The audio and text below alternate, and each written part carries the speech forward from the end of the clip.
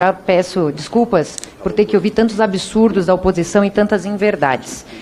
Eu fui relatora na CCJ, na Comissão de Constituição e Justiça desta PEC.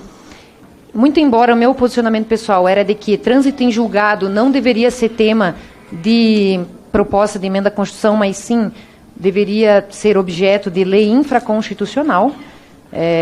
Nossa Constituição já é por demasiado extensa e deveria ter mais uma visão de princípios do que regras procedimentais. Mas o clima, naquele momento, era muito tenso, tendo em vista que o Supremo Tribunal Federal, que deveria ser um órgão que deveria dar estabilidade e segurança jurídica para o país, mudou novamente o seu entendimento acerca do tema, permitindo, então, que as pessoas só fossem presas depois do trânsito em julgado, mudando o entendimento, mais uma vez, acerca do tema, fazendo com que nós, parlamentares, fôssemos pressionados de tal forma que não nos restou outra alternativa senão apresentar uma proposta de emenda à Constituição, o que foi feito e tivemos o êxito, tanto que estamos aqui nesta comissão especial. Até porque um dos questionamentos que eram feitos era de que como é que para cobrar uma dívida a gente tem que esperar o trânsito em julgado e a perda da liberdade, digamos assim, ela se daria antes, na segunda instância. Então, essa proposta tende a estender os efeitos de uma decisão de primeiro e segundo graus para outras áreas do direito. Essa proposta é uma proposta que vai vir, então, combater a morosidade, valorizar as instâncias ordinárias, porque muito aqui se comentou na época dos debates que tanto o juiz de primeiro grau quanto o segundo grau, os tribunais, estavam se tornando meros pareceristas, porque as suas decisões, a sua sentença ou acórdão não estavam dando a efetiva prestação jurisdicional, né? Então, o juiz dava uma sentença, não gerava nenhum efeito, apesar de ter condenado, não gerava o efeito de recolher o réu à prisão. E, da mesma forma, essa mudança no entendimento do Supremo fez com que, só após o trânsito julgado, ou seja, a pessoa pudesse ser recolhida à prisão. Contrariando o entendimento de mais de 193 países signatários da ONU, e aqui nós temos uma notícia de que de 194 países, 193 têm entendimento de que a prisão se dá na primeira ou, no máximo, na segunda instância. Então, o Brasil tem contrariado o entendimento de democracias maduras do mundo afora, como o ministro trouxe aqui o entendimento. Essa proposta, então, ministro, ela vai desafogar os tribunais superiores, porque daí ela também vem resolver esse problema de que hoje no Brasil se recorre de absolutamente tudo, são instâncias intermináveis de recursos, e também vai combater a impunidade, porque a discussão da culpabilidade ela se dá até no máximo na segunda instância. Muito bem, então, ministro, antes de fazer o meu questionamento, eu gostaria, também na condição de vice-líder do governo, de parabenizar o trabalho realizado pelo governo Bolsonaro. Tivemos que aqui ouvir absurdos da oposição, mas parabenizar também o seu trabalho em frente ao Ministério de Estado da Justiça e de Segurança Pública. Só em um ano nós tivemos já números excelentes para o Brasil, principalmente no que se refere ao combate do crime organizado, ao isolamento dos chefes em presídios federais. Tivemos recorde em apreensão de drogas, tivemos o aumento das vagas prisionais em mais de 20 mil vagas, venda dos bens de traficantes, o que também vem dar essa maior prestação aí para o cidadão. Diversas operações de combate ao crime organizado e de combate à corrupção que continuam. Tivemos a aprovação da lei do projeto anticrime. A execução imediata dos veredictos do Tribunal do Júri, que também é um anseio muito grande da população, que muitas vezes as famílias viam o condenado sair pela porta da frente do tribunal, tinha um segundo luto.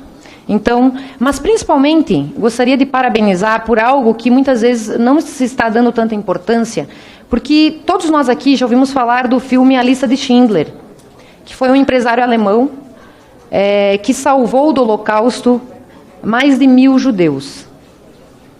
E só com a implementação dessa nova visão da segurança pública, onde também foi estabelecido uma estatística de crimes oficial, porque até então não se tinha tornar isso um método para verificar qual é a real situação criminal do Brasil. Então, se adotou isso com a política de Estado. Vamos fazer estatísticas da criminalidade para poder combater. Essa filosofia que até então vinha no governo federal de tratar o bandido como vítima da sociedade e menosprezar e esquecer completamente a vítima, isso foi modificado também. Isso era um verdadeiro fomento de criminalidade, pois é tanto excesso, entre aspas, de garantismo no Brasil, só se vê o bandido, que a vítima era esquecida. E fazendo a política pública desta forma, nós só temos um verdadeiro incentivo à criminalidade. Então, isso tudo culminou numa redução, e para mim é a estatística mais importante, dos assassinatos em 21,6%. Essa estatística é de janeiro a setembro do ano passado. Ou seja, foram mais de 8.122 pessoas que não foram assassinadas no Brasil. Por muito menos, pessoas mereceram estátuas. E tanto o Bolsonaro quanto o ministro Moro, por meio da adoção de uma nova política pública, pouparam a vida de mais de 8.122 brasileiros. Isso, para mim, por si só, já valeu a pena termos feito essa verdadeira mudança no governo federal. Então, gostaria de parabenizar profundamente por esses resultados, ministro. Incentivar que continue nesse caminho de retomada desse sentimento de segurança pública que a gente muito quer e precisa. E gostaria só de pedir, ministro, antes de passar a palavra para a nossa colega Carla, que o senhor comentasse um pouco dessas democracias maduras e desse entendimento de que a prisão, é muito natural que a gente tenha a prisão desde a primeira instância, né? De que essa proposta não está inovando em nada, na verdade ela está consagrando algo que é adotado no mundo inteiro. Então, corroborando ao que a Carol Detoni falou a respeito das mais de 8.000 vidas que foram salvas no Brasil, é claro que isso não é um trabalho que também é em conjunto com as polícias militares dos estados, mas a gente sabe que, muitas vezes, quando crimes de colarinho branco, que o senhor foi uma das pessoas que mais combateu aqui no Brasil, esse tipo de crime, é o crime que mata em atacado. Porque ele tira dinheiro da saúde, ele tira dinheiro da segurança pública, tira dinheiro da infraestrutura, que mostrou recentemente que pode haver catástrofes, como as chuvas que aconteceram, por falta de infraestrutura, matando pessoas em atacado.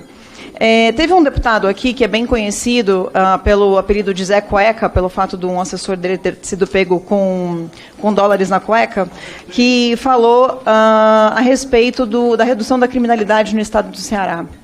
Eu conheço bem o estado do Ceará, conheço bem o porquê que reduziu mais de 50% a criminalidade lá, e um dos aspectos foi que, no começo do ano passado, ministro, o senhor mandou a Força Nacional para lá, que reduziu bastante a criminalidade, e o senhor foi responsável, junto com o Estado, claro, mas de transferir cerca de 20 líderes de facções criminosas, grandes, como os Guardiões do Estado e o PCC, e esses 20 líderes de facções criminosas, que passaram a estar em presídios federais, deixaram de ter diálogos cabulosos com pessoas que lideram, na verdade, as verdadeiras facções criminosas do país.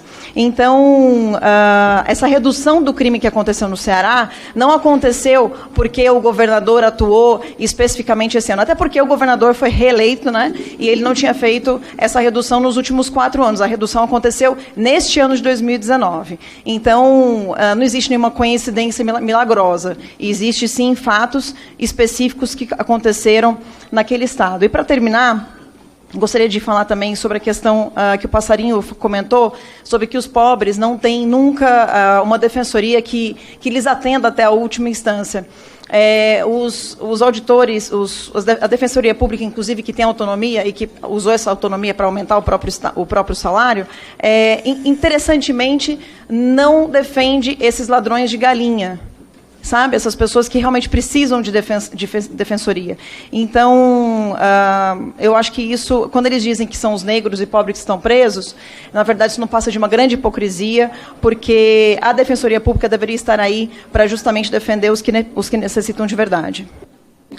Com a palavra a deputada Patrícia Ferraz. Arthur, é isso então.